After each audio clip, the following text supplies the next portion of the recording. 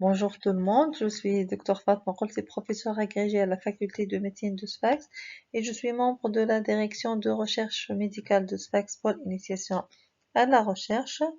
Et à travers cette vidéocapsule, on va voir les études d'évaluation. Ce cours fait partie de l'élément constitutif du module numéro 6, notion de base en épidémiologie. Et à la fin de cette présentation, vous devez être capable de définir les études d'évaluation, identifier les objectifs selon le type de l'étude, appréhender les principaux types d'études et d'évaluation et décrire les différentes méthodes de l'épidémiologie évaluative. En fait, les études d'épidémiologie d'évaluation visent à mesurer l'impact de l'efficacité d'intervention de programmes ou de politiques de santé sur une population. Donc, c'est euh, nommé étude d'évaluation ou épidémiologie évaluative et elle permet de juger si une intervention améliore la santé, prévient des maladies ou optimise l'utilisation de ressources de manière efficace et équitable. Les principaux objectifs de ces études, c'est d'évaluer l'efficacité des interventions de santé publique et ou clinique, à savoir, c'est mesurer les résultats des campagnes de vaccination, des programmes de dépistage, des traitements ou des politiques de prévention, comme par exemple évaluer l'impact d'une campagne anti-tabac sur le taux de tabagisme dans une population. Le deuxième objectif, c'est d'optimiser l'utilisation des ressources en santé. Et donc, ça permet de comparer les bénéfices et le coût des différentes interventions pour maximiser leur impact. Et comme exemple, c'est le fait d'étudier le rapport coût-efficacité entre deux protocoles de dépistage du cancer du sein. Le troisième objectif, c'est d'aider à la prise de décision basée sur des preuves. Donc, ça permet de fournir des données solides pour soutenir les décideurs dans l'adoption ou l'abandon de certaines mesures. Le quatrième objectif, c'est d'identifier les limites ou les effets indésirables d'une intervention. Donc, c'est le fait de repérer les impacts négatifs ou inattendus d'une politique ou d'un programme, comme par exemple étudier les effets secondaires rares d'un nouveau vaccin. Donc, je vous rappelle les différents types d'études épidémiologiques, à savoir les études observationnelles dans les études descriptives et les études analytiques, et les études expérimentales qui sont essentiellement des études d'évaluation et qui sont réparties sur trois branches, les études diagnostiques, les études pronostiques et les essais thérapeutiques. Donc, on va commencer par les études diagnostiques qui sont la réponse à c'est quoi ma maladie, docteur?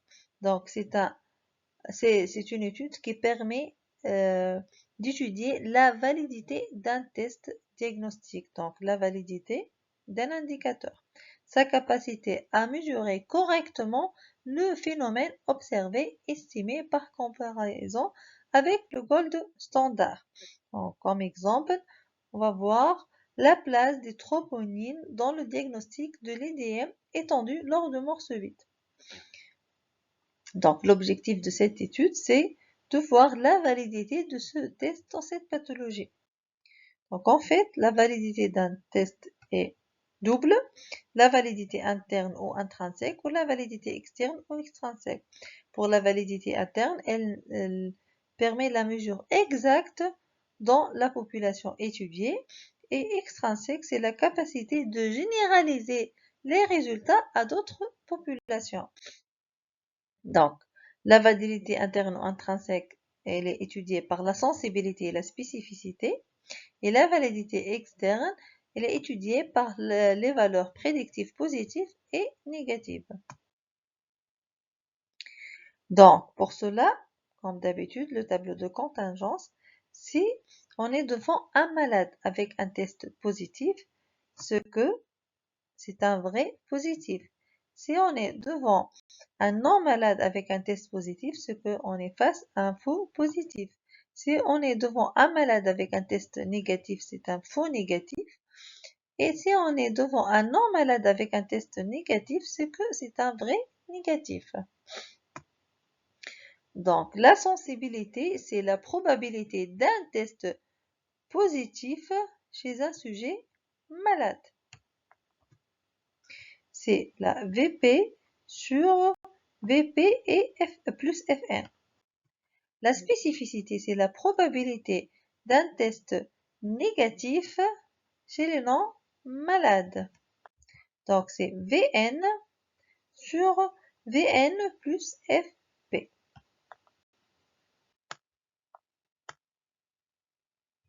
La valeur prédictive positive, c'est la proportion des sujets malades si le test est positif. C'est-à-dire, c'est les vrais positifs Vp sur Vp plus les faux positifs Fp.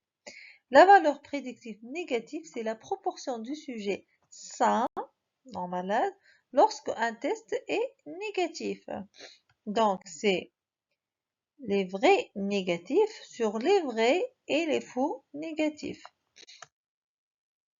Donc, voilà les indicateurs essentiels qu'on peut ressortir par le tableau de contingence des études diagnostiques. C'est la sensibilité, la spécificité, les valeurs prédictives positives et les valeurs prédictives négatives. C'est la validité intrinsèque pour la sensibilité et la spécificité, la validité extrinsèque pour les valeurs prédictives positives et les valeurs prédictives négatives. Donc, on va passer aux études pronostiques. C'est la réponse à la question « Est-ce que c'est grave, docteur ?» Donc, ces études permettent d'étudier la liaison entre des variables dont on cherche la valeur pronostique et le critère ou les critères de jugement choisis. Donc, le but, c'est d'identifier des facteurs pronostiques qui sont prédictifs de la survenue d'un événement binaire, soit le décès, soit la guérison, la complication, la rechute. Binaire, c'est-à-dire soit présent, soit absent. D'accord? Donc, les facteurs pronostiques peuvent être cliniques, biologiques, thérapeutiques, des scores. Et donc, ces facteurs sont sélectionnés, connus et validés par la littérature ou peuvent être nouveaux, mais doivent être toujours facilement utilisables en pratique. Donc, on est devant un seul groupe et on va comparer la fréquence des facteurs pronostiques chez les malades exposés et les malades non exposés. Donc, l'objectif essentiel, c'est le pronostic des patients et adapter le traitement à la gravité de la maladie.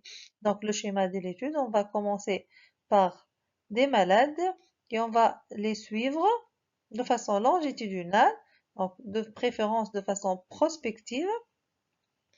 Et enfin, on va mesurer l'association entre le facteur et l'événement. C'est la comparaison de l'incidence chez les malades présentant le facteur et les malades ne présentant pas le facteur. Donc, pour différencier les facteurs de risque et les facteurs pronostiques, l'interprétation elle est différente déjà. Donc, les facteurs de risque, on dit que les gens exposés à ce facteur de risque sont plus atteints par telle maladie que les non exposés, alors que pour le facteur pronostique, les gens exposés à ce facteur de risque sont plus gravement atteints par la maladie que les non exposés. Donc, pour les facteurs de risque, c'est une simple démarche comparative, mais les facteurs pronostiques, c'est analytique, c'est comparatif. Pour les facteurs de risque, elle met juste en évidence l'association entre exposition et une maladie. Et pour les facteurs pronostiques, elle met en évidence l'association entre une exposition et un pronostic. Le troisième type d'études d'évaluation sont les essais. Donc, ces études thérapeutiques permettent d'évaluer l'efficacité d'un nouveau traitement ou d'un traitement existant dans une nouvelle indication. Et donc, elle va montrer une différence en termes d'efficacité entre les traitements étudiés et montrer la causalité, c'est-à-dire le résultat observé est bien dû aux médicaments. Donc, c'est très important que ça soit significatif et non pas simplement dû au hasard. Donc, pour être fiable, donc il faut éviter les biais. Donc, un essai doit être prospectif, contrôlé et comparatif, randomisé, de préférence en double aveugle. Il faut bien sûr toujours respecter l'éthique médicale. Donc, un cas particulier de certains types d'études, ce sont les études qui sont ni observationnelles ni expérimentales, c'est plutôt une synthèse de la littérature, c'est les revues systémiques et les méta-analyses. En fait, bien qu'elles ne soient pas des études primaires, ces études permettent de synthétiser les résultats de plusieurs études similaires afin de fournir une vue d'ensemble et plus robuste. Donc, les méta-analyses, comme nous avons déjà vu, quantifient et combinent statistiquement les résultats, tandis que les revues systématiques offrent une synthèse des résultats. Donc, pour les revues systématiques, c'est la recherche, c'est le fait de réaliser une recherche exhaustive et une synthèse critique de toutes les études répondant à une question donnée. Donc, elle suit une démarche rigoureuse en plusieurs étapes. Il faut réaliser la recherche exhaustive des études publiées ou non sur la question. Il faut justifier le choix des études incluses, évaluer la qualité méthodologique des études incluses et enfin synthétiser les résultats. Pour les méta-analyses, c'est une synthèse statistique des résultats quantitatifs. Si les études de la revue systématique sont assez similaires pour la permettre, donc elle augmente le nombre de patients et donc la puissance statistique. Les résultats sont plus solides et précis. Elle prend en compte la variabilité des résultats et permet de lever le doute en cas de résultats discordants entre les études. Ainsi, la méta-analyse permet d'augmenter la généralisation des résultats. Donc voilà la hiérarchie et la pyramide des études épidémiologiques. Donc en bas des études, on trouve les séries des cas, et puis les études transversales, les études cas témoins, puis les cohortes, les études analytiques, les essais contrôlés randomisés, et en haut de la pyramide, c'est les revues systématiques et les méta-analyses.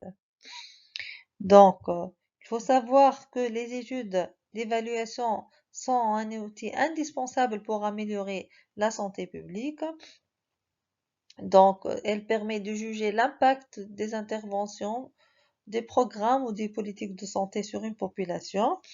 Vraiment, elle apporte des preuves scientifiques solides pour guider les décisions et orienter les priorités en matière de prévention et de traitement. Trois dimensions essentielles, c'est l'efficacité, l'effectivité et l'efficience. L'efficacité, c'est de mesurer si une intervention produit les effets attendus dans des conditions idéales. L'effectivité, c'est d'évaluer les résultats réels dans des contextes pratiques. Et l'efficience, c'est d'analyser le rapport coût-efficacité pour optimiser l'utilisation des ressources en santé. Donc, on peut réaliser deux méthodologies variées et complémentaires, les essais contrôlés randomisés pour des évaluations rigoureuses, les études quasi expérimentales et observationnelles pour des contextes réels et des analyses économiques pour intégrer des dimensions financières et sanitaires. Donc, ces études ont un impact transversal. Elles permettent d'améliorer les politiques de santé publique, optimiser les ressources disponibles, réduire les inégalités en santé et évaluer les risques et les bénéfices d'interventions complexes. Donc, voilà le schéma ou le total des différents types d'études épidémiologiques qui sont utilisées selon le chercheur, soit observation, soit expérimental. La finalité ou l'objectif, est-ce que c'est descriptif pur ou c'est analytique? Pour les études expérimentales, sont toujours analytiques. Selon le temps, est-ce qu'on est face à une étude transversale, photographie, ou longitudinale? Et est-ce qu'on est face à une étude réalisée de façon prospective ou rétrospective? Et merci pour votre attention.